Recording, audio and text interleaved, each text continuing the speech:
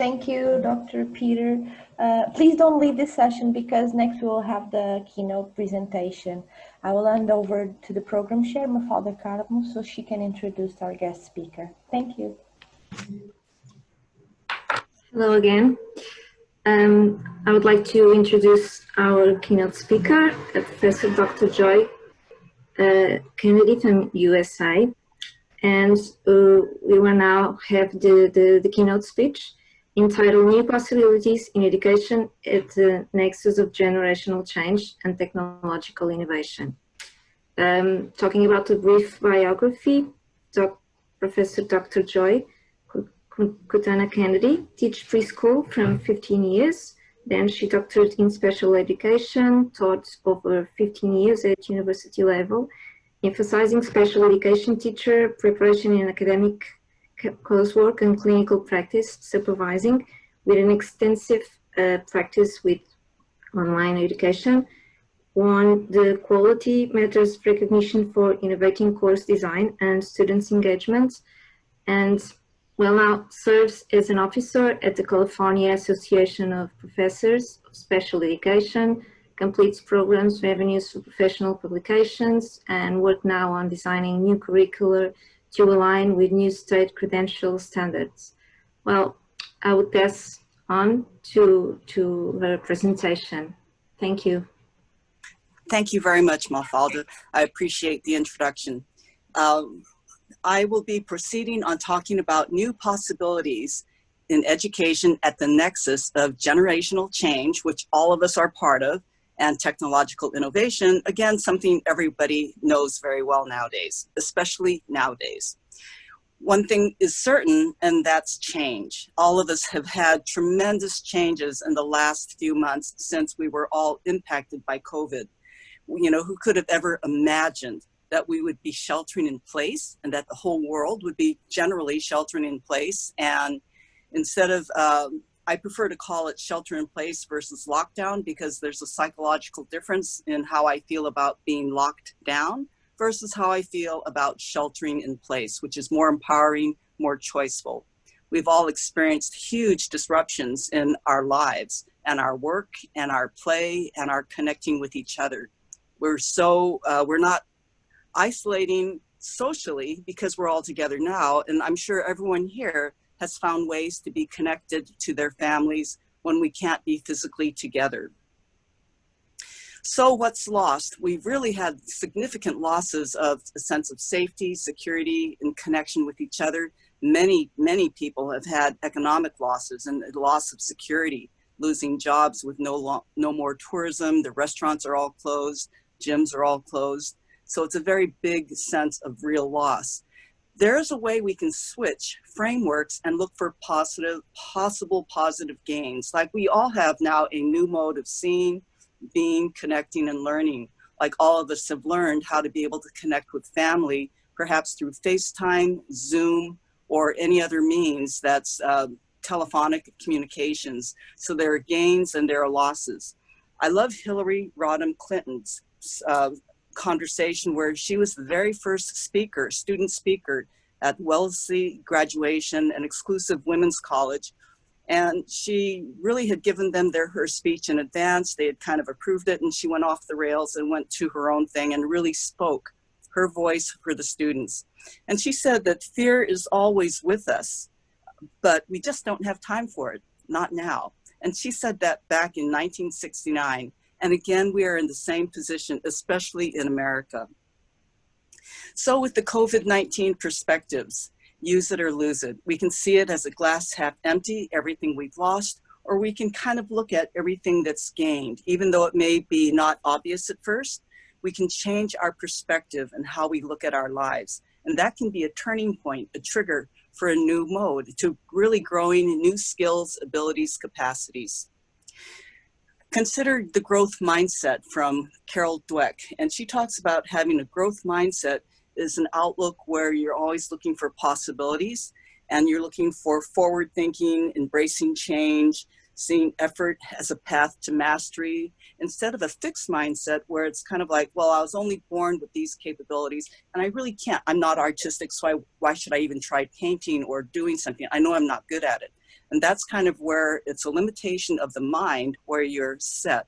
The really interesting thing to me is a side anecdote about this picture is all those red circles are the exact same sign. However, they do look like they're differently sized, don't they? And that's, again, kind of a perceptual set that our eyes and our brain does, but it's also nicely translated to the psychological mindset. So if we can let go, well, or not focus on what we've lost, but perhaps try to switch into what we've gained or what we can gain, that's really moving into the growth mindset, looking at silver linings for all of the challenges we're facing.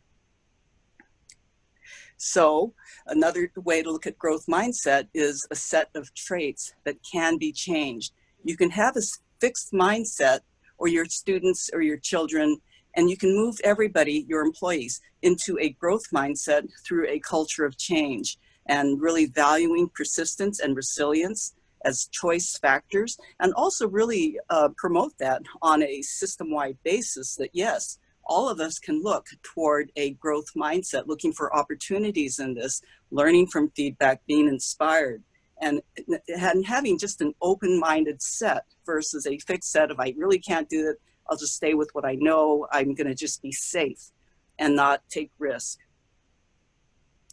Now, this came out many, many years ago, and people have, of course, developed content off of it.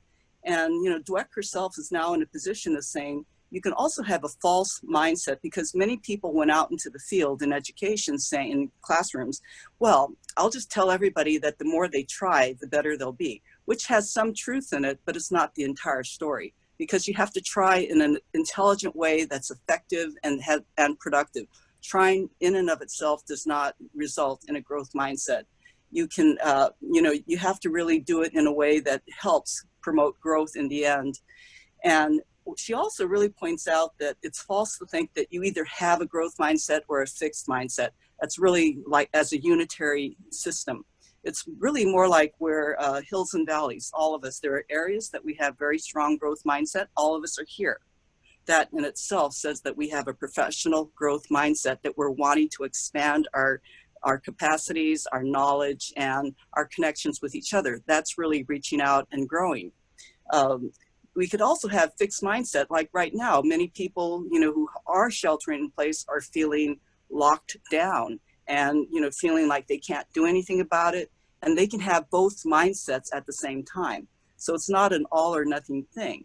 It's nobody has a growth mindset in everything all the time. Everyone is a mixture of fixed and growth mindsets. And, you know, you can have a fixed mindset in certain traits, like perhaps, you know, I think I'm not artistic and I won't even try. Or I can think, wow, you know, because in my family growing up, my sister was the artistic one, so I never tried. And I had a boyfriend who was doing all these artistic things. And, you know, he took a palette, you know, just a regular brown wooden palette, and he painted it and made it his front dining room table. And it's like, I was so impressed and amazed. It's like, wow, you can do that. Anyone can do that. And so that really opened up for me in my own mind, permission to be artistic. And I did actually do art, move into art and actually sculpt. And I sculpted and won third place in one of my pieces. So you can have a fixed mindset by changing perspective. So another person, Kuros, came up with another spin-off on the growth mindset, from a fixed mindset to a growth mindset. And he has created a mindset called the innovator's mindset.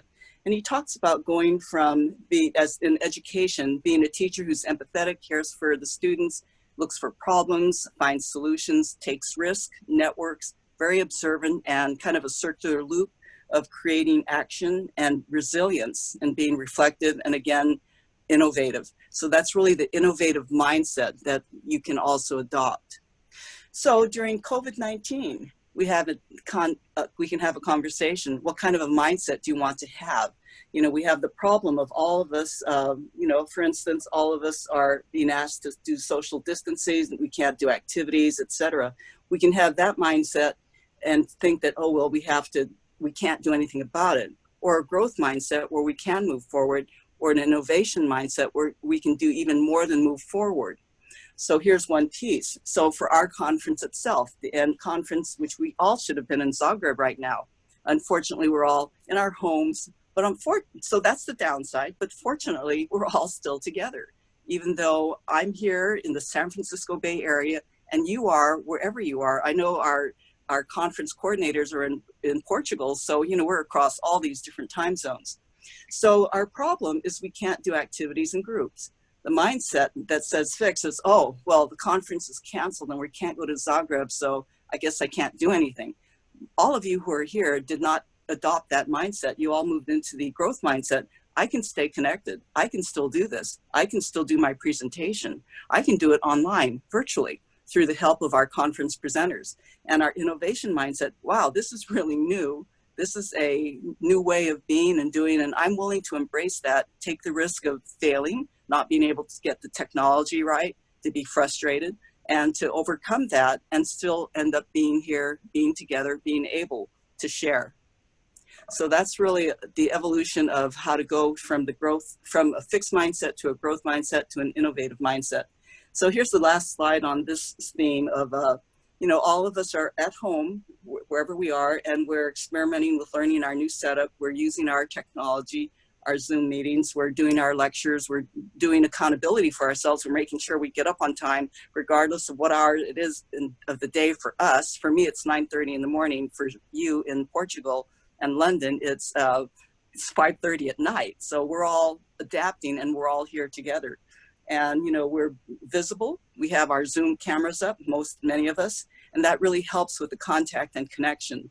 And so we then can move into being able to communicate more effectively, more clearly, and we can work together, especially when we have our video faces that we can see and interact and have a greater human element involved in our engagement, which will lead toward greater retention and progress and productivity together.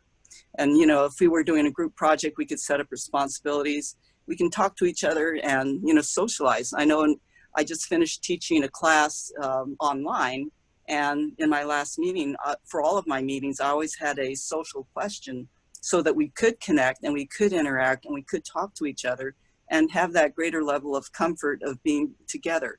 And that also really enhances learning because students learn better when they're happy. All students, all humans, all people. When we're stressed, we tend to close down our minds. Our minds enter more into the fixed mindset. And so that's an important reason to be connected. So we're always changing. Things are always moving around us, changing of the guard. Every generation has its struggle as the young people come of age and challenge the elders for their power.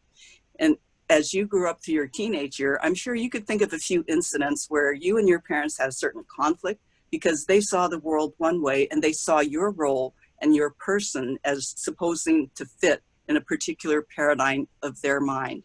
You as a young person, very often, many of us will have said, well, that's maybe what worked for you, such as perhaps you're the second generation born in America. Your parents came from India and they believed in an arranged marriage. And you're, well, that may have worked for you and your families, et cetera, but for me, not so much. So that has always been part of human history. We've all had this experience. Parents have no idea what it's like growing up, and especially here and now with the technology that we've experienced, the explosion of technology. So teenagers call it explaining something, and parents are, no, you're just talking back to me. We've always had these conflicts, and we probably always will, because we have generational differences. Now, generations can be defined in various ways by time periods, formative events, contextual social shifts, worldview, achievements or innovations, technological innovations, for instance, values, attitudes, preferences, other factors. Now, generations are differentially defined by various experts. It's kind of like, there's many shades of blue, but we can also slice the blue spectrum through many different lenses, so to speak, and have indigo or navy blue or sky blue. There are many ways to define generations. So you can consider yourself, this is from last year, which generation are you? If you were in the 1914s through from 1890 to 1915, that would be the lost generation according to one author. or the, you can be in the greatest generation, who is really the World War I era, the silent generation that came after that, the baby boomers who, when they came home from World War II, and all the soldiers and families started, huge boom of childbirth after that period of war. And from them, the baby boomers had Gen X had millennials generally. And in that middle section is exennial. I have a daughter who was born in 1982, and she's right really between the Gen X and the millennials. And there is a specific set of markers that, you know, set her apart from Gen X and millennial, because she has markers on both. And that's kind of interesting. And currently we're seeing the Gen Z, who are now kind of emerging into the workforce, and Gen Alpha, who are the younger guys. This author has them at 2013, starting at 2013. I've seen 2010, I've seen 2005. So there are lots of different ways you can look at whatever generation you're in, but these are generalities. So they have, again, overlapping names like the Lost Generation, GI Generation, the Greatest Generation. And I don't have a slide on this, but it's also interesting how these names come about. They can come about through marketing. As a matter of fact, that through the marketing lens, you know, people who are wanting to sell things to the population can say, oh, well, this group wants and needs these things because these are their particular proclivities. So the generations will have different names. And there was one set of generational markers that came out of the US Census, which was interesting, which you never see, but that's very interesting how that works. Other differences among experts. So this is after the previous, you know, World War II generation, the boomers. And so even with the boomers, which I am in, you know, they actually technically began from the 1945 to 1960, a 15-year window. And, you know, someone else can say they're before 1963, and someone else says, well, it's 1946 to 64, an 18-year window. So they're very similar variation in timeframes. And individuals can exhibit traits of two or more if they're in the middle, like the exennials between Gen X and millennials. Another framework is, you know, starting from the top, the current ones entering the workforce is Gen Z. They're also called the iGen or Centennials, versus the 1980 to 90s, late 90s millennials, Gen Y. And so millennials and Gen Y are overlapping and identical generally. After that is the Gen X. In 13ers, I don't see very often. GI generation, traditionalists, and boomers again, although actually that was the reverse order. And here's another set of differences, like for instance, in work-life balance. The traditionalists, the older folks, so to speak, think that work and family are separate elements. The boomers think that work comes first.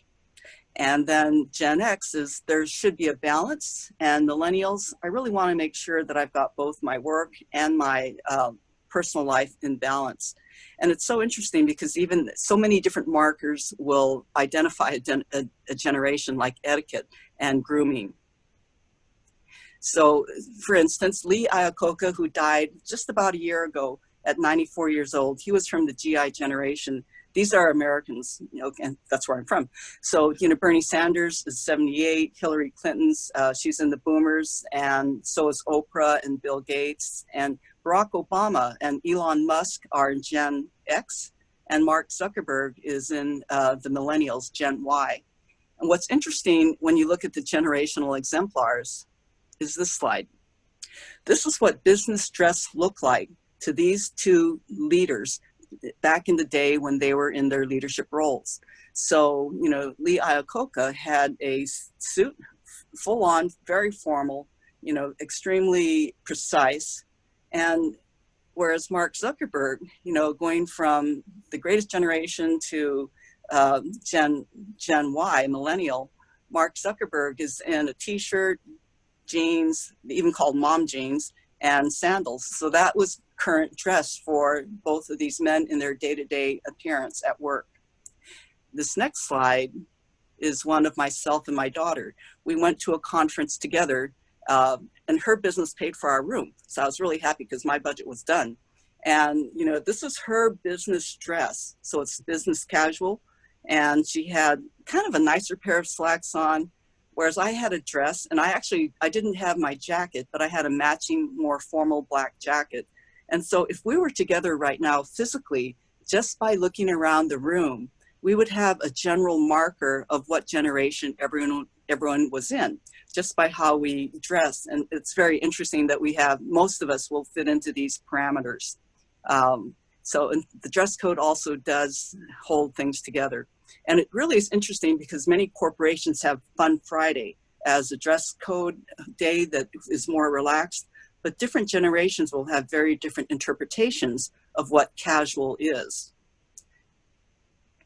And there are broad generalities, no absolutes about what a generation is and isn't. There are, general, and also it's individual. And that's kind of like my daughter really was between the Gen X and Gen Y, so she was an Xennial because she had elements of both. And we are now in multi-generational environments. So in our work environments, including academia, we can have up to 5 generations present and, in the classrooms, and both as the professors and students. In the population at large for marketing, we have 7 generations that they're looking at, from the newborn babies to the people who are over 100 years old.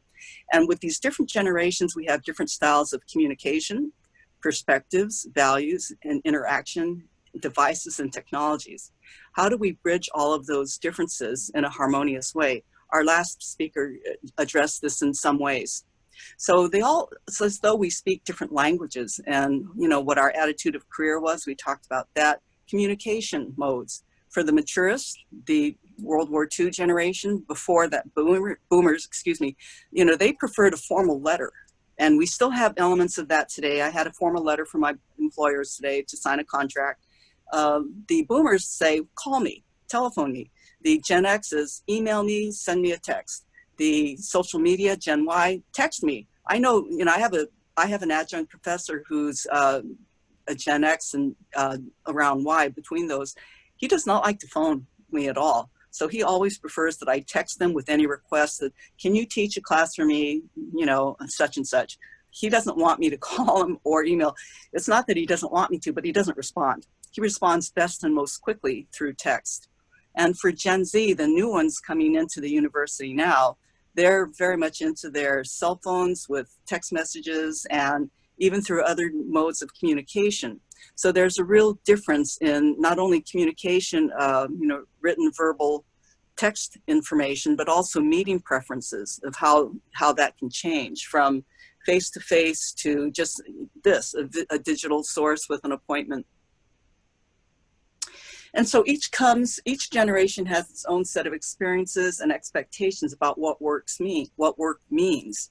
And it's kind of like in problem solving. For the traditional, it's very hierarchical, it goes top, bottom. I make the decisions, I'm the boss, and you kind of just implement for me. And that's kind of the older mode of doing things. For the boomer, it's more of a team informed. We'll work together as a team, but I make the final call. And then Gen X, it's like, we're all in the team together. We kind of come to consensus. And that's really where Gen Y is, so very subtle differences in how people want to come to a decision. And so that's very different. They're very different across generations. And so we just all have to learn how to navigate our differences to still connect. And that's why, again, face-to-face and person-to-person interpersonal connections is so critical for our productivity. In higher ed, in the United States, we have something called the Age Discrimination Employment Act. So basically, they can't get rid of us professors, our older professors. And, many of the faculty in universities in America can be much older because you can't just get rid of them because they're older. And, 60% expect to retire after age 70 and 15% expect to retire after age 80. And think of what that means for academia. How do we teach, work, and learn and be productive in this environment of academia? And especially a big difference is how do the oldest instructors manage to interface with the youngest students? How do we prepare and get along and get everything done with this spread? especially that now Gen Alpha is just starting to come into the fore. And Gen Alpha again starts maybe around 2005 or 2010 or 2014, whichever metric you use.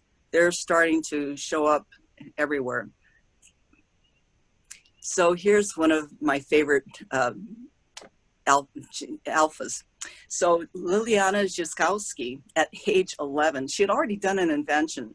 When she was a kid in school, elementary, her friends were swimming, and they would be, they'd come up to the end of the pool, and one of her friends had a concussion because didn't do the flip dive quick enough and hit his head. So she came up with an invention so that on his goggles, he would have some kind of cue that he was coming up through this. Her grandfather got in trouble because he mistook his medication. One day he had his medication and he took it at the wrong time or doubled up on it. He ended up in the hospital. She was very concerned that this happened to her grandpa. And so she created and invented the pill minder at age 11. So here's a little 5th or 6th grader facing this issue that her grandfather was hurt. And so she figured out a way to go online, figure out how to create out of a pill box with all the daily pills for each day, and to attach sensors to them. And she looked everything up through Google on how to make this. So she soldered wires to the sensor. She programmed a small app so that every time the pill box date was lifted and the pills taken out, theoretically, she would have it recorded on the app and would know that her grandpa at least opened his pill medication for that day. And she then could keep track of it and have other, like his grandmother or someone else notified that this was going on and that he was going to be safe. She won an award for that as she was the youngest person to be awarded a scientific achievement. And that was at 11 years old. At 15, she wanted to impact the Internet of Things. This is her at the White House, I think, as one of the award-winning people. And she's now about 19, and she's working, and she does speaking engagements. She runs camps to help get girls to learn how to code. So she's a real mover and shaker in her own way. So it's very impressive. This young man is Gen Z, and he's also changing the world. At age 17, when he's like a senior in high school, he had developed an app that summarizes news stories to about 400 words, and he sold it for 30 million. And so this young man is one of the wealthiest in the world. And it's pretty impressive that he began doing this. He began writing algorithms at 15, and by 17, he has this incredible algorithm, which he sells for 30 million. And in preparing for the future, we've got another term, the builders, the boomers, Gen X, Gen Y, Gen Z, and here's Alpha coming along. And in Australia, the average employee changes job every 3 years. And Alpha, they think Gen Alpha kids will probably need to be prepared to adapt to 17 jobs in a lifetime. That's a lot of work for us in academia and education, those of us who prepare teachers, which I do, to be aware of, that we have to really prepare people for flexibility. So Gen Alpha, post-2020, the babies are Skyping with grandmas. So they're doing this already. They're born with tech embedded and as an embedded and ubiquitous part of their lives. I had a metric that when I was at a conference that a friend of mine from Sweden was saying how I think one in 3 kids under 5 or 3 were online every day, which was rather amazing. So this metric really shows all the different elements of looking at the different stages of life that we can expect for Gen Alpha and their Gen Y parents, just how all that works. So 3 years ago now, there was an 8-year-old boy in Ohio who was sitting at home. It was just on a Sunday night. Mom and dad came home. They were tired from work. Mom was watching TV with the kids. Dad came home, went to bed to rest. And he got hungry. He wanted to get a Big Mac for his sister and himself. He went online, figured out how to drive, went to his piggy bank, got the keys to his dad's van, and he drove through 4 intersections, made a few right-hand turns, a left-hand turn, and crossed railroad tracks. He did that safely. He got to McDonald's. He was driving a commercial van, so he had to drive standing up, doing all this. And people, when he went to the window at McDonald's, they thought they were being punked because this was a pretty small kid, 8 years old, and he's ordering, his meal, and people were seeing this kid drive through town, and they called the police on him. And poor little guy, when the police came, he started to cry because he thought he got in trouble. But this did happen, that he learned how to drive online, and that he did all of this flawlessly through online at 8 years old. This is who is coming up into our universities. We need to be aware with these generational shifts. I was at Tribeca, and a guy said to me, he was a baby boomer, he said he asked his daughter, who was a Gen X or Y, what to buy his 7-year-old grandson. She was Gen Y, millennial, said that the boy, 7 years old, second grader, would like a cell phone or a drone. And grandfather was, no, I can't do that. Couldn't get his head around the technological advancement that this 7-year-old was embedded in. And the 7-year-old had older siblings, so, was quite cognizant of how a cell phone changes life. So that was just an interesting thing. In other countries, there are also ways that they name generations. Like in South Africa, at the end of apartheid, they call that generation the born free generation.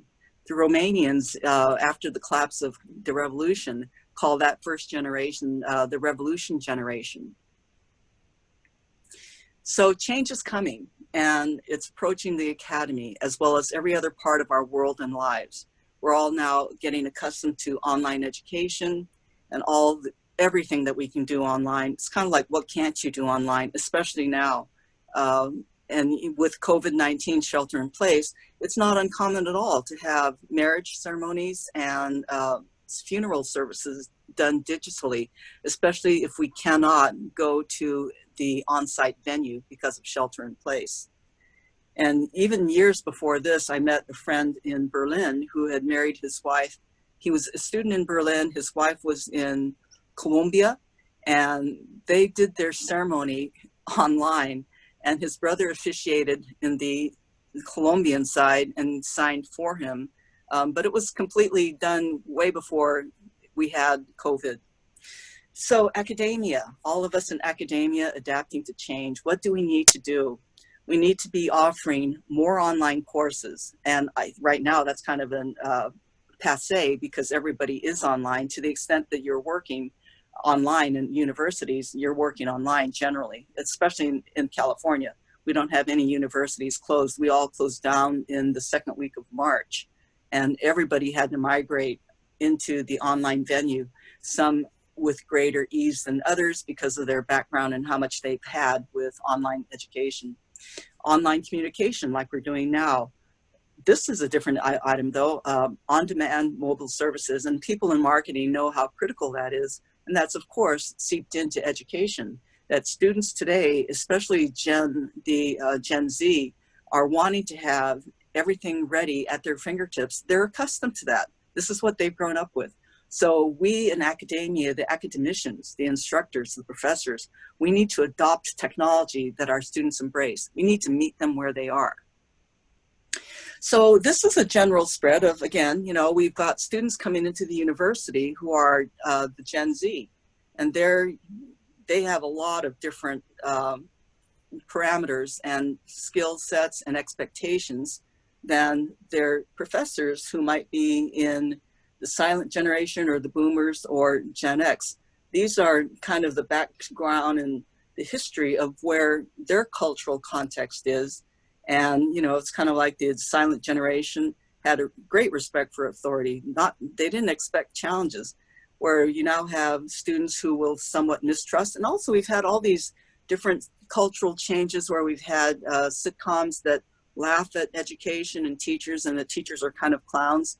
So that's also within different cultures, because in Japanese culture, there's a far greater formal respect and reverence of elders than there is in America.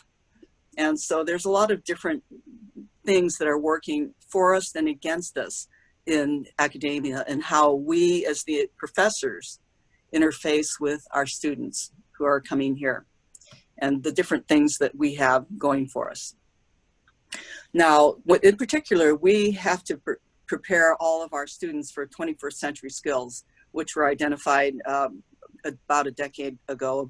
And the skills are the 4 C's: critical thinking, collaboration, communication, and creativity. And creativity especially is valued by employers. And, you know, just that's where we get a lot of the change. And they all go together because so much of work today is group-based, project-based, where it's no longer the solo, even in academia, you know, all of our curriculum is designed by a team. And it's not just one instructor developing the entire course at my university and then running it and with the students, et cetera. We now have a lot more interaction and interface. So learning styles, again, we have different learning styles across generation. The boomers are kind of the me generation, very linear process. And, you know, we accept the whole thing, the whole framework of objectives, and, you know, we struggle with simulations. Gen X, they're kind of lost because they were coming through at a time where there's a lot of economic instability, recessions. They expect interactivity, they want choices. And that's different from the boomers who didn't expect choices when they were growing up. As professors of Gen X and Gen Y, we have to be able to provide choices, group activities, and, you know, we really need to be able to adapt. The millennials are much more free-form in their approach to learning. Yes, they do want to learn what we have to teach them, but they also don't want us to waste their time. And I totally buy into that philosophy, is I don't want to waste anyone's time. I, as the professor, do not expect my students to jump through hoops to meet certain criteria on my checklist. I want them to learn what they can take and apply into their classrooms tomorrow, and what they can use to become better teachers to serve their students. And so, you know, so it's important for us to be aware of these differences. Again, these are the differences in communication preferences in the workforce, you know, from the boomers, Gen X, Y, and Z, that, you know, we have to learn. And so my cell phone now, especially with shelter in place, I used to not call students personally. You know, when I had questions or when they had questions, I was correcting something last night for one of my students, and the way she presented her project, it was a field experience case study. She talked about a student she had a few years ago that really kind of twisted her heart and made her feel pain still years later. And she explained that he came from a very tough background, gang parents, mother in prison, and, you know, they tried this, that, and the other. And she was kind of, in a way, in her assignment, reaching out, because she later said, how come I don't have my paper graded yet? So it's like, that to me triggered that, oh, she must want, you know, to reach out to me and get my expert advice on what I would do. So I did pick up my phone and call her immediately, and went to voicemail. But it was interesting because before shelter in place, I would not have done that. I was more resistant. And so I called her and left her a message that I tried calling her, and that I just proceed with grading the assignment and putting my comments in the assignment. And I probably will call her later on today, because she did call me back, but my phone didn't pick up. And, you know, basically I told her that because the mother is in prison, you know, that she's probably been physically abused, because that's the statistics. Women in prison have typically had brain injuries, and half of them have had repeated brain injuries. And domestic violence for women in prison is part of their profile. So that was kind of an interesting side thing of, you know, how I, as a boomer, have had a growth mindset and adapted to being able to respond to my students more quickly, and just, you know, be able to call her. I did do all the text messaging back to her in the grade book. So here's kind of the population by birth of where we are, the number of people on the planet. And, you know, so we have, and again, this is the 6 generations right now on the planet, and there are a few before the builders too. And so we've got all these different value systems and this whole big mix. And in the university, we probably have these guys, all of us are here. And we all have to learn how to accommodate each other's needs and preferences and adapt. And us as the professorate in particular, I think it's our job to respond to our students. So there are multiple there's a multitude of strategies, and it's really on us as the professorate to meet our students where they are as best we can and bring them along to where they need to go. And that's really from their perspective, not our perspective. And that's an important difference also, is to see what it is they need for their careers. And not only their careers, but their adaptability to new careers, i.e. critical thinking. The critical thinking skills, the creativity, the flexibility, resilience, growth mindset, all of these things are important for us to address directly. So we have some old skills and some new ones that we want students to, focus on and that we want to teach. So I'm in teaching, so I have to really be proficient in my teaching and communication. And for online students, we need to also have a good command of our technology and our tools, strategies to ensure academic integrity. Many of us in our learning platforms have built-in checks for plagiarism and knowledge of pedagogy to serve in the online milieu. We can use a lot of our old techniques that we used in the face-to-face dimension when we were teaching and lecturing in the professors in the hall, but now it's different since we're all online. So there are many new bells and whistles we need to grasp and learn proficiency with. And that's like doing live audio and video class sessions, as being more proficient with asynchronous dialoguing, where students are entering and exiting at will to enter into the dialogue around whatever prompt I have for the discussion questions. Sending out group announcements and emails. So whenever I do an announcement in the class that's kept in the classroom core shell, it's also emailed out directly to students. Having chat rooms, shared whiteboards, breakout groups. It's one thing this month that I became more proficient at is when I'm teaching online in Blackboard using Collaborate, where it's live and I can change screens and go into the websites, etc. I also developed a new skill that I'm proud of, that I learned how to do breakout groups, where I could just have them either assigned on the spot, by my own choice, or randomly assigned into breakout groups. So I could show a video that showed Chanel Miller, and her talking about resilience. She was the woman who was assaulted at Stanford campus, and the guy got away, Brock Turner, basically got 6 months. And she had a horrible experience of being assaulted, being kind of vilified, being treated as though it was nothing and it was her fault. A very common experience with sexual assault, that it's the woman's fault, and how she felt so diminished and invalidated. She did a very incredible short 5-minute video or 10 minutes about her whole experience, and how, she wrote a 10-page paper, something like that, a victim's impact statement, and she read it to the court, and nothing happened at court. The judge wasn't very responsive and concerned about her at all and her harm, and really took Brock Turner's side and said, he shouldn't be burdened so much. He was a Stanford student, a swimmer, etc., but he still did a very bad thing. And so she felt so diminished that she gave it to a news media, and it went viral. And she then got so much input from so many women all around the world saying, this happened to me, and you're all right, you're worthy, because she felt she wasn't. And so with all of that input from her, she felt stronger. She recovered herself. She said, one of the things she says notably at the beginning is, you don't want to be defined by the worst thing that's ever happened to you. And she's taken control, and she demonstrates grit and resilience, which are important characteristics that we should try to teach our students, is how to be resilient and have grit to persevere through hardship and challenges. So I shared that video. I broke everyone out into a chat room. It was pretty intense, emotionally intense. And especially when you consider that statistically, 1 in 4 women has been assaulted. And probably of all the people who have assaulted them, it's not even 1 in 100. It could be maybe, and it also has so many other implications in terms of race, culture, economics, etc. So anyway, I had my students then go into discussions. So back to this, tech resources and tools. We have to all get proficient with using YouTube videos and, for resources. We do have to vet them and make sure that they are appropriate to our content.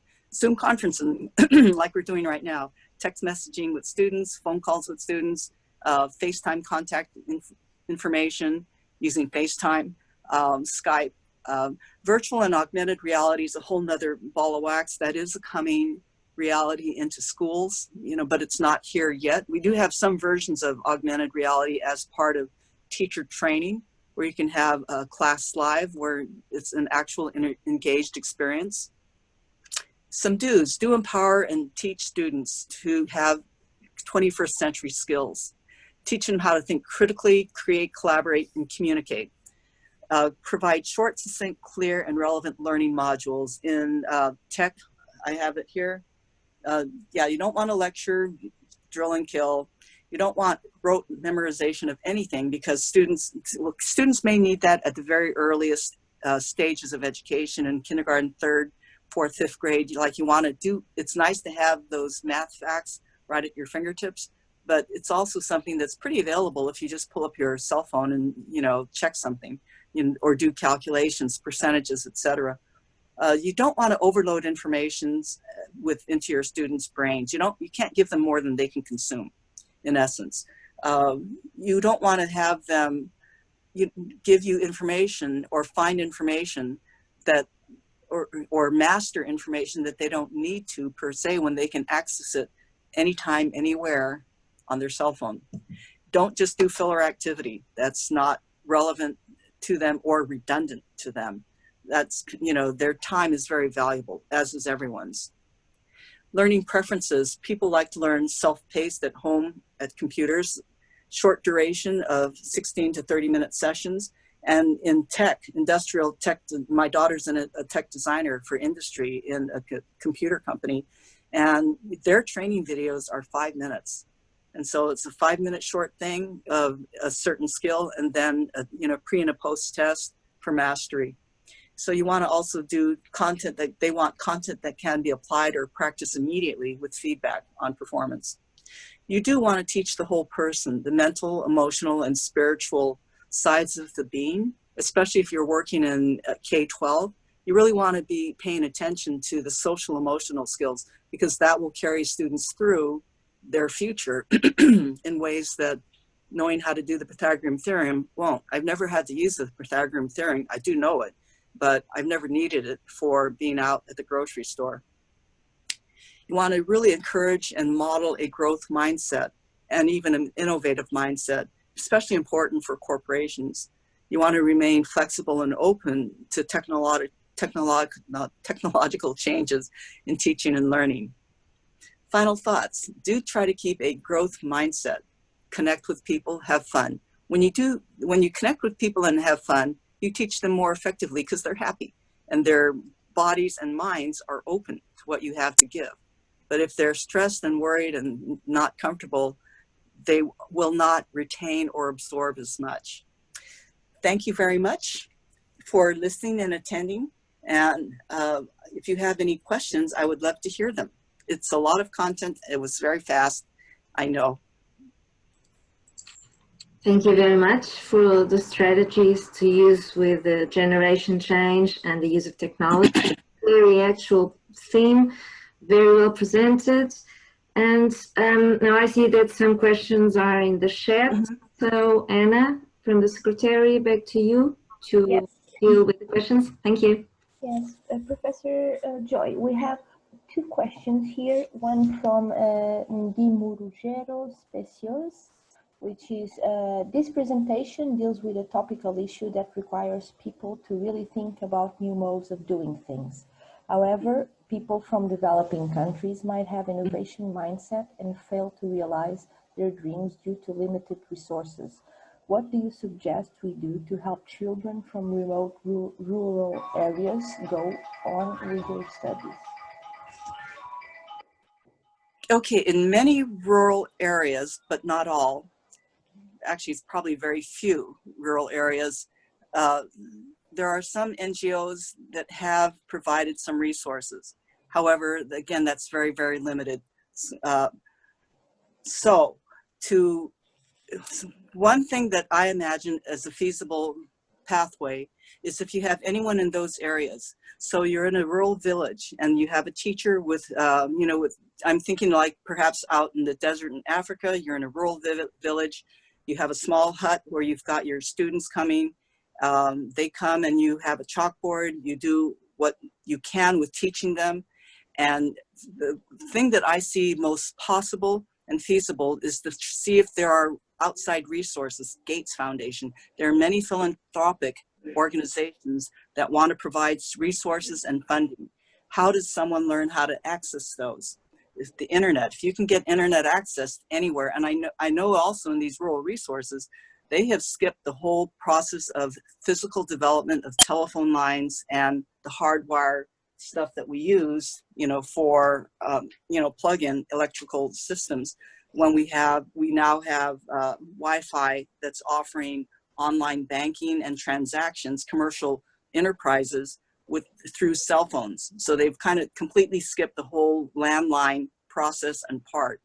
So if we can get some of that expanded into the web searches so people can learn, so those teachers could learn how to use the web to search for resources, the NGOs in their areas who could supply some funding to bring in iPads or even different mobile tablets. You know, not iPads, those are expensive, but there are mobile tablets that can help if we can get internet connection, totally revolutionize anything that's available for everybody. And, you know, I've also heard anecdotes of these tablets being airdropped into communities where students, the kids just kind of pick them up and start playing with them and learning how to access and expand and develop. Everywhere in the world, there are brilliant, smart kids who can figure things out and move them forwards. And then also brilliant, smart adults who can find resources. So I would think also fundamental to this is to have a mindset of there's something out there for me, and to have that hope that will inspire and move you forward to finding those resources, tapping into them. Success builds on success, and it takes that risk of trying and reaching out. It's kind of like people who publish books. In the old days, it used to be that they would send out manuscripts to hundreds of publishers and get hundreds of rejections. They only needed one. As a matter of fact, that's the story, I think, of the Harry Potter series, is that she sent out many manuscripts, many manuscripts, and most of the publishers said, no, I don't think this is going to work. The one who did hit the jackpot. It's kind of like films too. All these films that are produced in Hollywood, you know, if someone comes up with a great idea, they think, oh, this will work. And, you know, for some reason, some magical system of that, but beyond my capacity, and even the marketer's capacity, some films hit and make it big. And others just don't, even though they're wonderful storylines, great acting, etc. You just don't know. So you just keep trying. You just keep trying to find that pot of gold at the end of the rainbow. And so that's kind of what I would recommend for that person in the rural setting, to try to expand the capacity of what's available to offer students. I hope that answers the question. We have another question from Albina Vodyanitskaya from Russia. Oh, I see her picture. Hello. So thank you so much for a very involving presentation. I really appreciate that you ask social questions after online teaching. Could you please give an example of such questions, if that is possible? Thank you. Sure. In my first session for the week, for the first session of this class, I had a PowerPoint that had social emotional learning, and I had some videos about gender. You know, I had 3 or 4 short videos, and usually the videos are like 5 to 15 minutes at the max. So I had 3 videos on gender. The first one was on, it was a school in England, I think. And, you know, the teacher's with her second graders or so, or kindergartners. And she says, okay, I want all of you guys, you know, we're going to have some visitors today. So I want you to draw me a picture of a fireman. And okay, they all do one. And then I want you to draw me a picture of a fighter pilot. And so they draw a picture of a fighter pilot. I want you to draw me a picture of a doctor. They draw a picture of doctors. And then, well, kids, I'm going to bring these people in. 3 women walk in their work appropriate attire of fighter pilot, doctor, and whatever the other one. And they come and the kids are like, oh my gosh. And they had all, I think out of all of her kids, only, I don't know if any kid drew a picture of a woman in that role, like a fighter pilot. And so that was a real eye-opener and experience for the children and anyone watching the video. All of my students who are, prospective teachers watch the video and think, wow, I need to do things like this so that women are, so that we can get rid of sexism to some extent or moderate its negative effects. Like, women are often taught through their culture, their families, that women should only be like so, kind of a fixed mindset. And for a woman to break out of that, they need a growth mindset to be able to reach out beyond the limitations of the predefined role. So I had 3 videos on gender and I had 3 on race. And some of the race stuff is that our DNA is identical. The difference between myself and you, Albina, is probably the same as the difference between you and another Russian.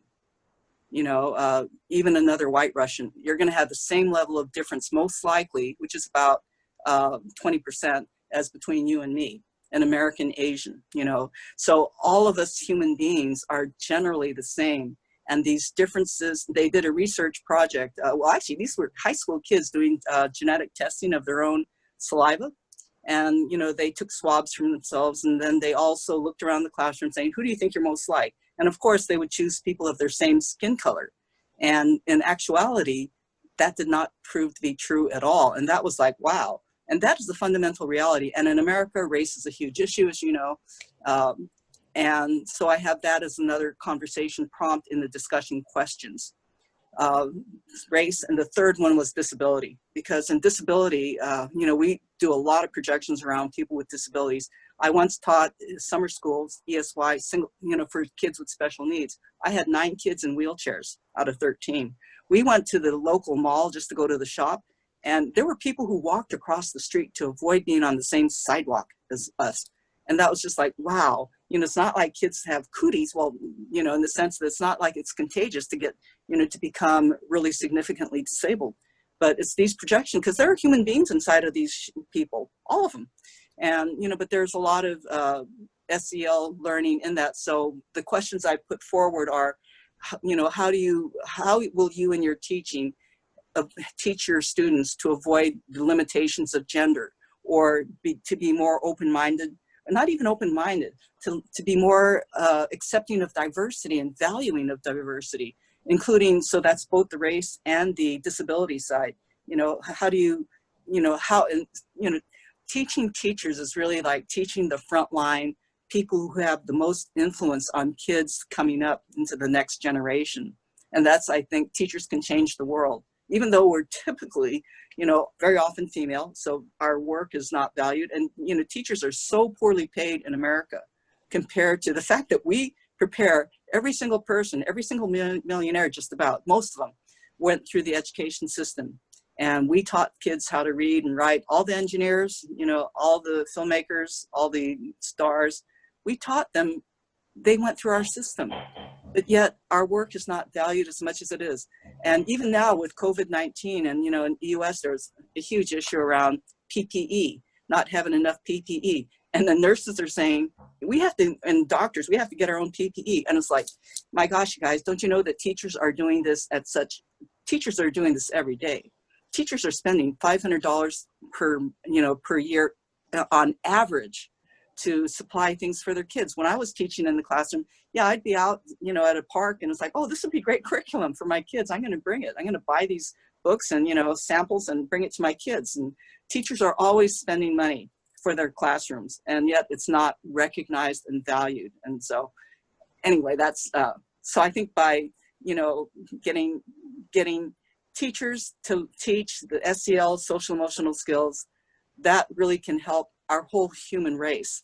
And I know His Holiness the Dalai Lama says, we teach everyone reading and writing and, all the 3 R's and arithmetic, but we really need to teach people more about compassion, about caring, about taking care of each other, because we are one human race, one humanity, and this is our home, our planet. We have to take care of it.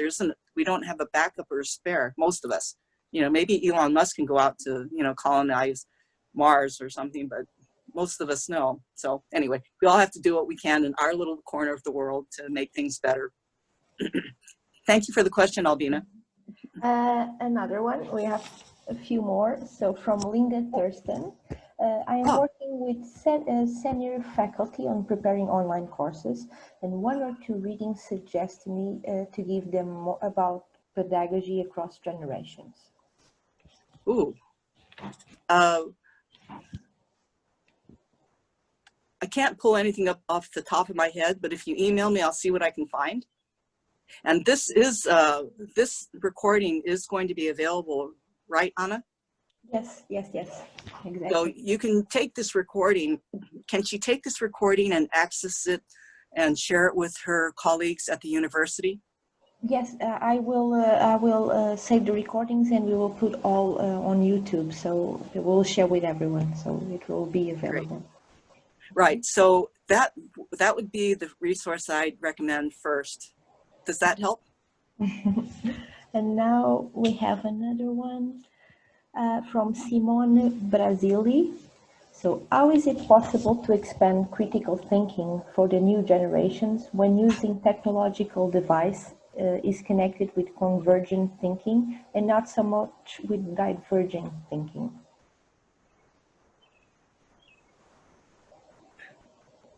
I'm not sure I totally understand your question because it's multifaceted. So maybe I also read it wrong. You can check it here in the chat if you can, Professor. It's from Simone Brasili. Okay, chat. Okay, read it again to me, please. So how is it possible to expand critical thinking for the new generations when you... Why don't I take that part first? Let me take it in parts. How is it possible to expand critical thinking for the new generation? Yes. Ask open-ended questions. That's my first recommendation. If you're just asking for, you know, a linear answer of one item, that you can have critical thinking to get to that answer. But you can also have multiple pathways to a correct answer. And so that's critical thinking. And also critical thinking will often be engendered when you do group work, because you have all these different students coming together with different perspectives and they have to kind of work together to hash it out. And that requires some critical thinking. So the critical thinking, collaboration, and creativity and communication really all do dovetail together. So that's how we can get more critical thinking. And also looking at how you design questions. You know, are you designing questions at the, you know, for Bloom's taxonomy at the knowledge level, where they're just kind of, you know, on page 71 it says such and such, and if you're asking a question about that particular fact, that's pretty linear. It doesn't require a high level of knowledge. It requires going and getting it. Critical thinking is when you start extrapolating and integrating and creating new solutions. That really involves critical thinking.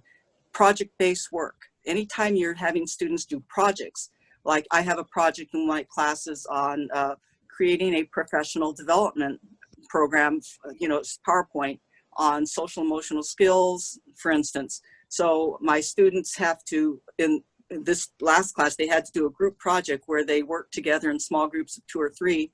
And before that, I went through a whole thing on what group work looks like, effective and ineffective. So because we all know that good group work has everyone sharing and holding their load entirely. Bad group work, you have people who are kind of flaking off and not holding their end up and kind of getting a lot of resentment going on, and or other ways of disagreement. So I kind of do some training on that before I set them off on group work.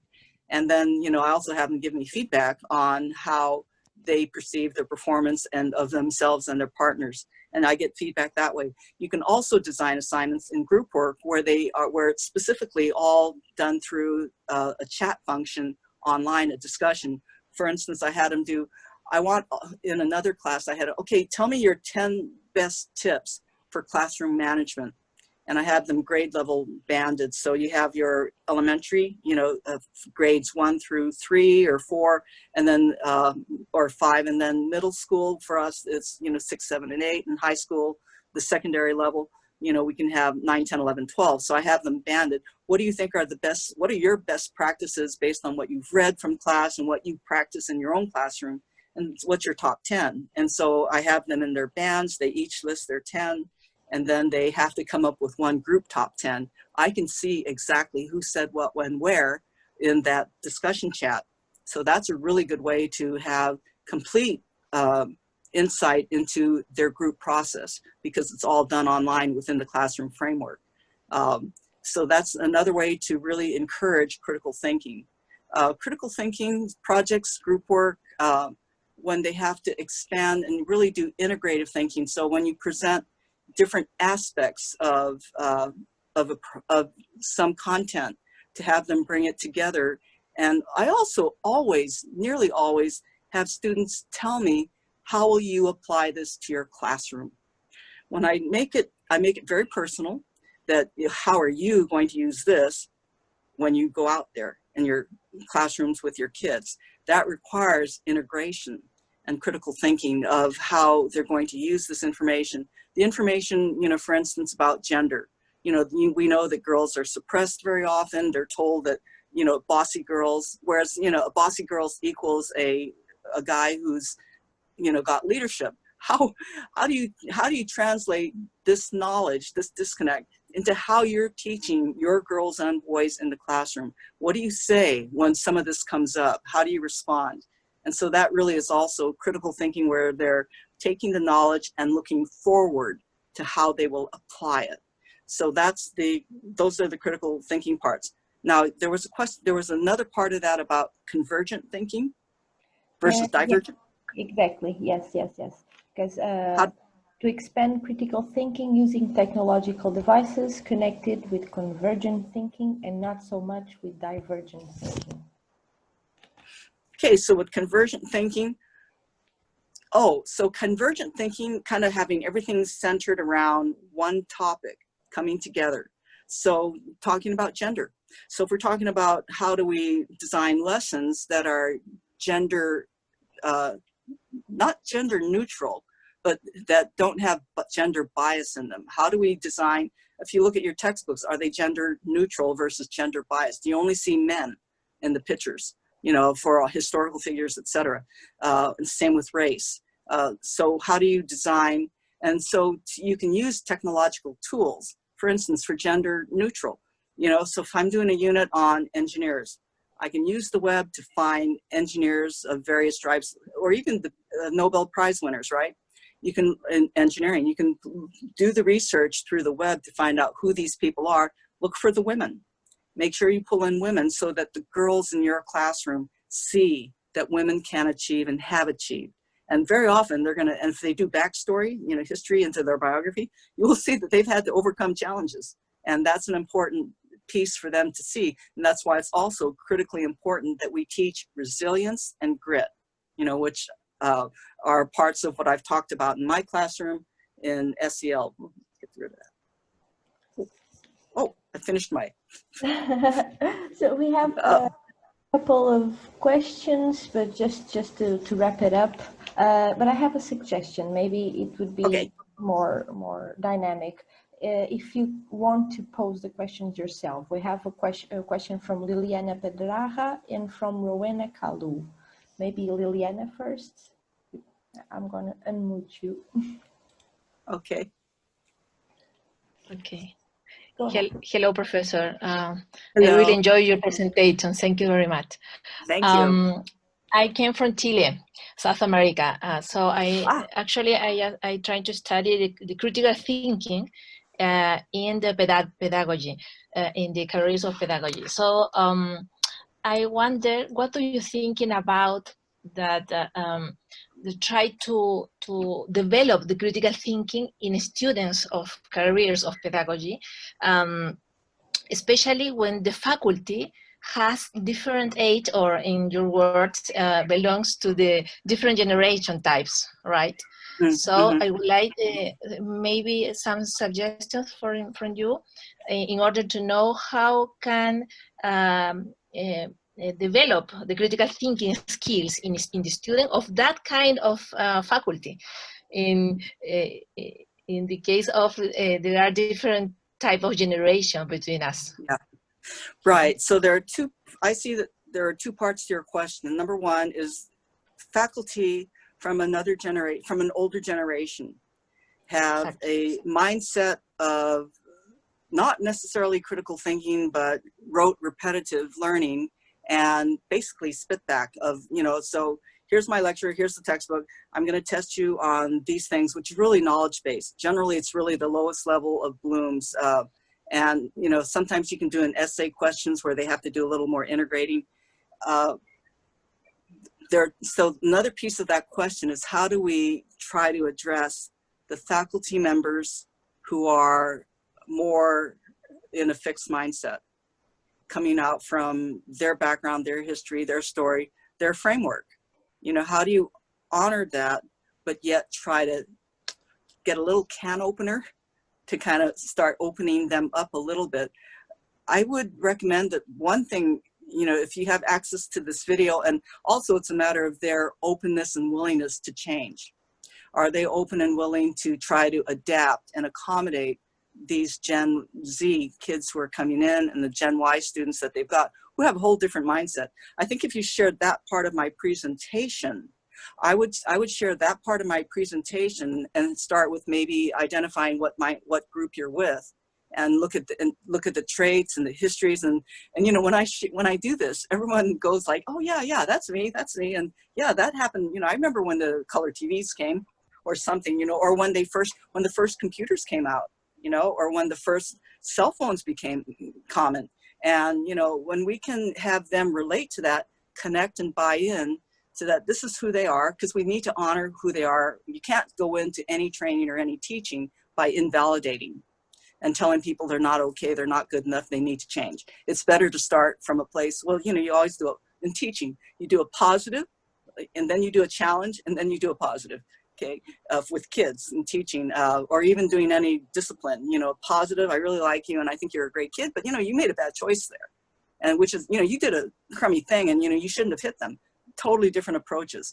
So with the faculty, I'd say, well, I'd take that part of the presentation and start there. Okay, well, let's talk about what generation are you? And there are really wonderful things about that, and wonderful things you're doing in your teaching. Okay, and then now here's some of what our students are coming from. And this is where they're coming from. This is what they're used to. And also when you go through all those generations, you can see the sequential stepwise of development of technology, and how that's changed the world, how it's changed the thinking, changed the demands and expectations. So, you know, this faculty member's working with a student, and the expectations have to be kind of shifted more on the faculty side to the extent that you can, but you can only approach change to another person in a sideways manner. You can't, I feel, you can't do a direct hit, because that just affronts people. But if you do a sideways thing, it's part of Aikido, which is the way of love, which is a martial art from Japan. And so, you know, if you do the sideways approach, you're more likely to get them to come along and, you know, bring them to where you want them to go. So I would start with that, and then have a discussion with this senior faculty team about, well, what can we do to try to accommodate meeting these Gen Y kids' needs better? You know, right now, you know, there could be, what can we do to better serve them? You know, our job as professors is to prepare them for the world. The world they're facing is unimaginable, just like COVID-19 was unimaginable to us and its impact. So the world that our, you know, our coming new students and our babies, you know, our babies who are now born with all of this tech, you know, they don't understand why we use phones anymore, almost, you know, and so it's, you know, it's just a matter of really slowly changing their mindset by kind of like presenting a plate of a meal that's really appealing and attractive, that they'll be willing to take on. So, and having them have ownership of that change, like, you know, having them discuss in small teams what they can, you know, one small step. You can only do baby steps at a time. working from, you know, from a silent generation or the greatest generation, World War II kind of person, to being able to meet and, you know, because in academia, it's kind of a funny environment where we as the professors are kind of like in control and we have the power. That's a yes and a no. That's what it may look like on the outside, but on the inside, more deeply, it's the students who have the power. They're coming to us. And there are so many more other choices now for them. They don't have to come to our university.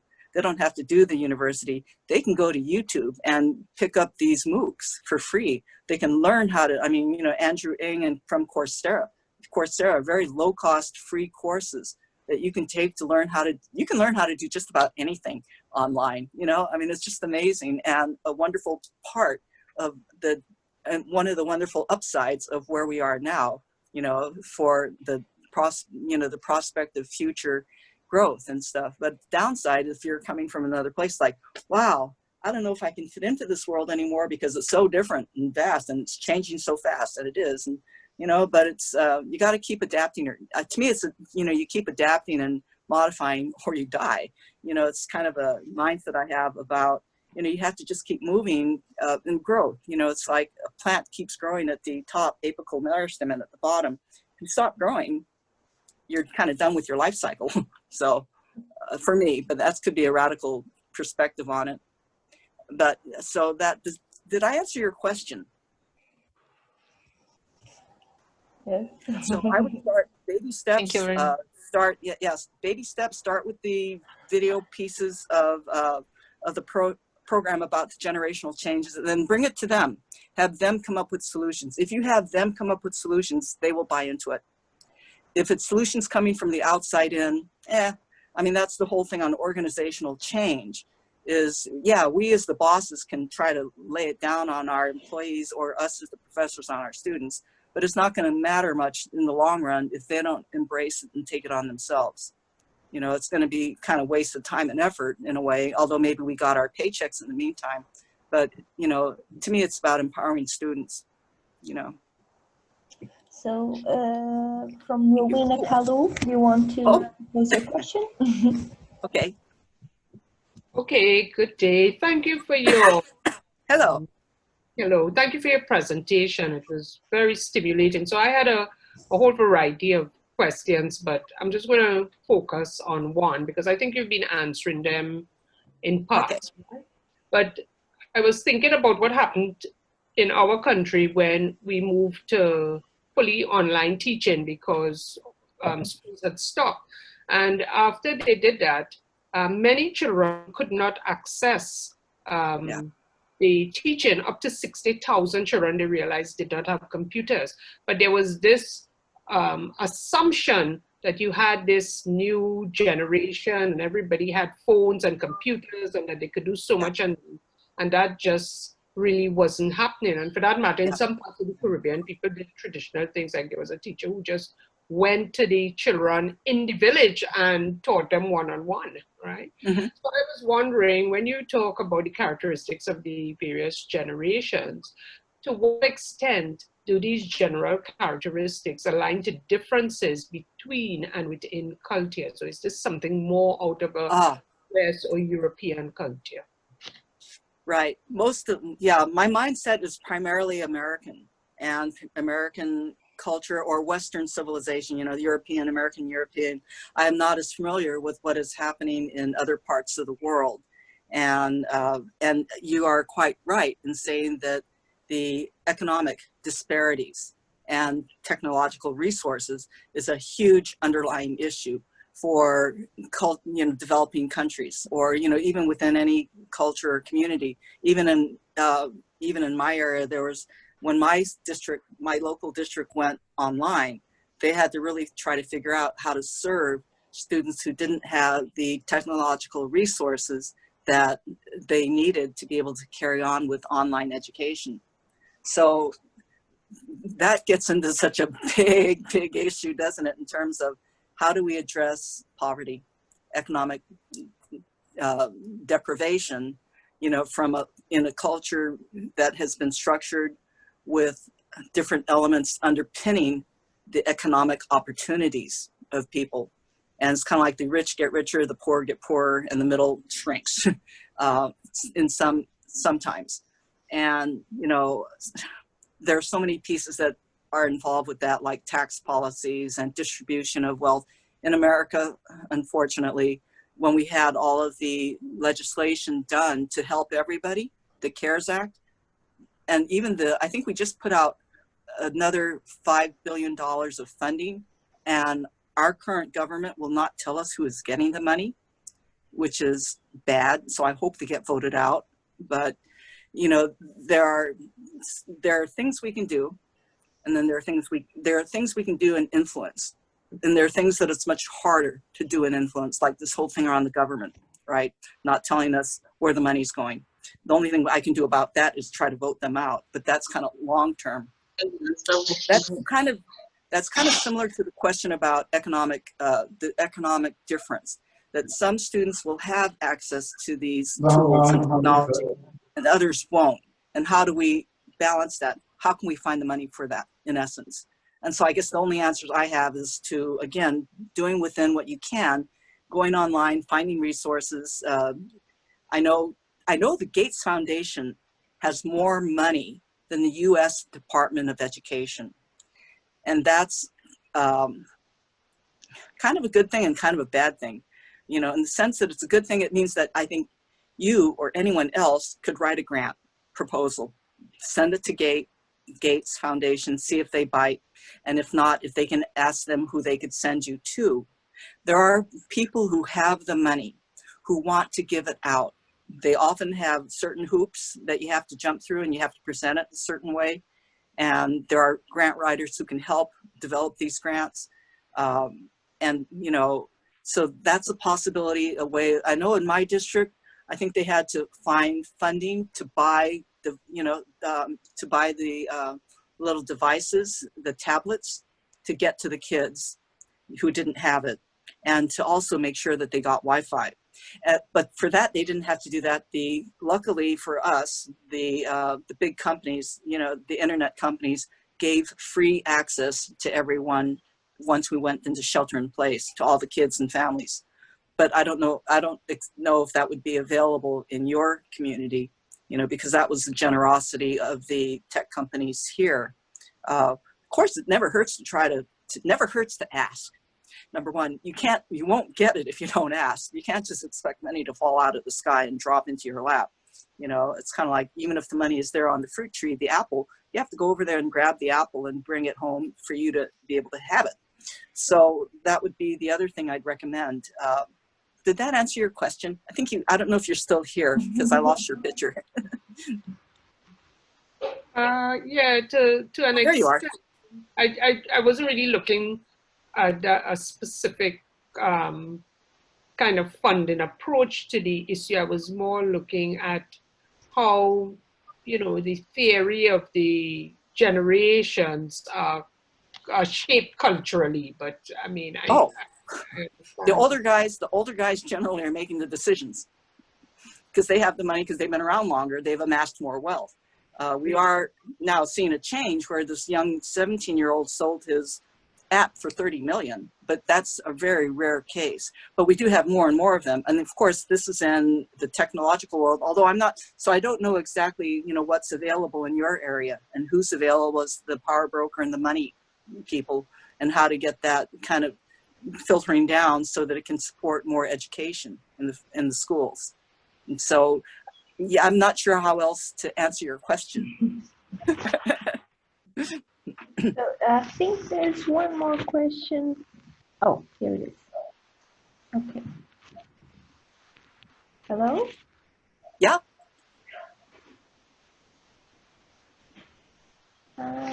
It's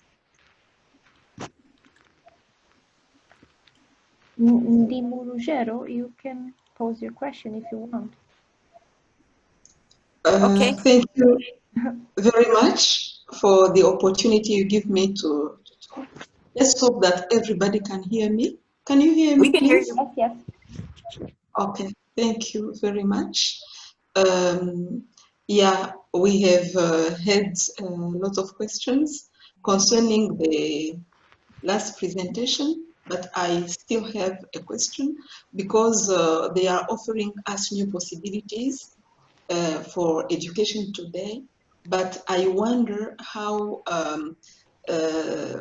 courses such as chemistry, biology, which require our kids to have experimentation, are going to be adapted in order to cope with the COVID, the current COVID situation or the after COVID situation.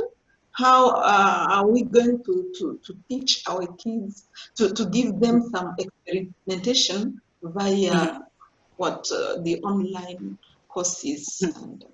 And that's my question to Excellent question. you, Joy. Thank you. And it's Medinguru? I didn't say it. Ndimurugero, a very complicated name. Medinguru. Ndimurugero. Okay. Medinguru. Thank you.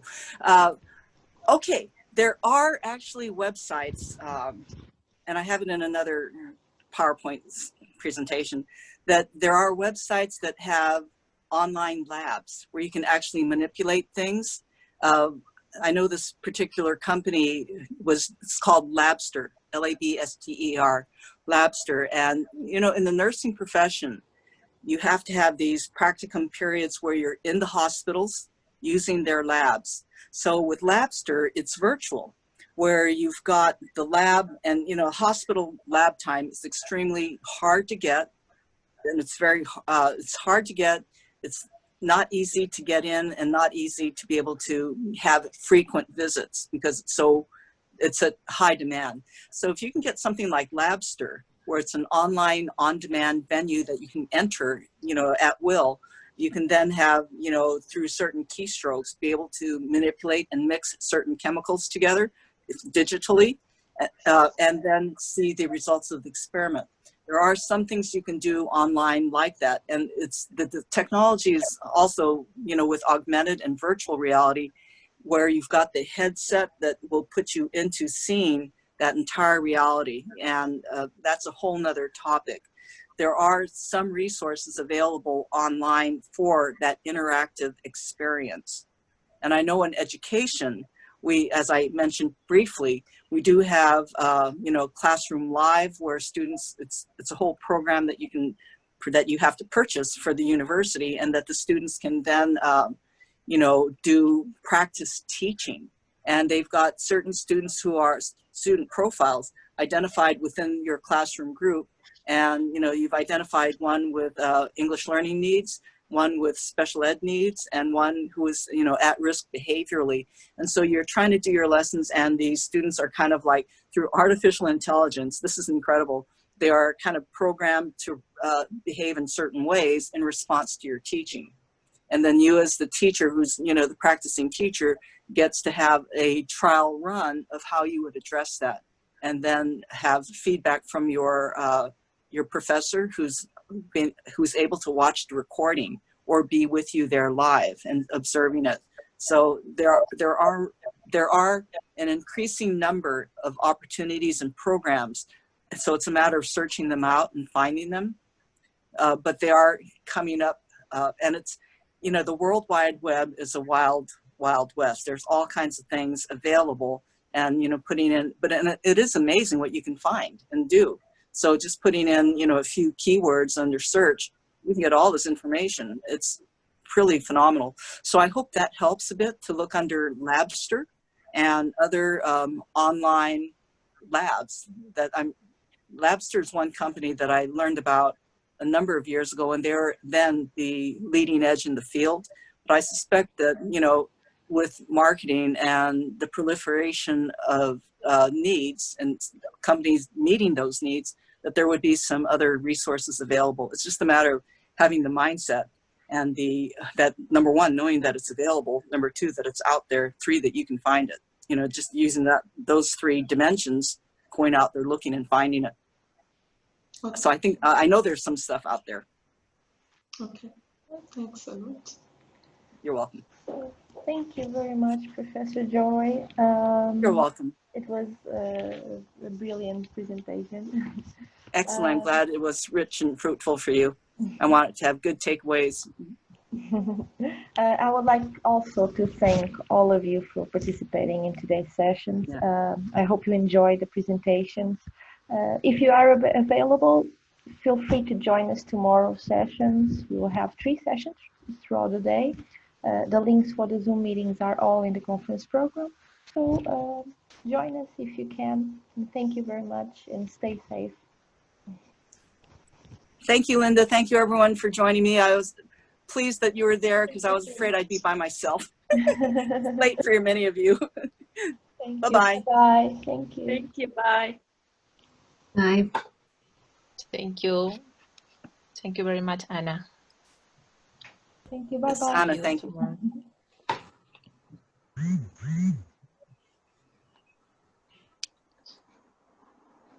Here we go.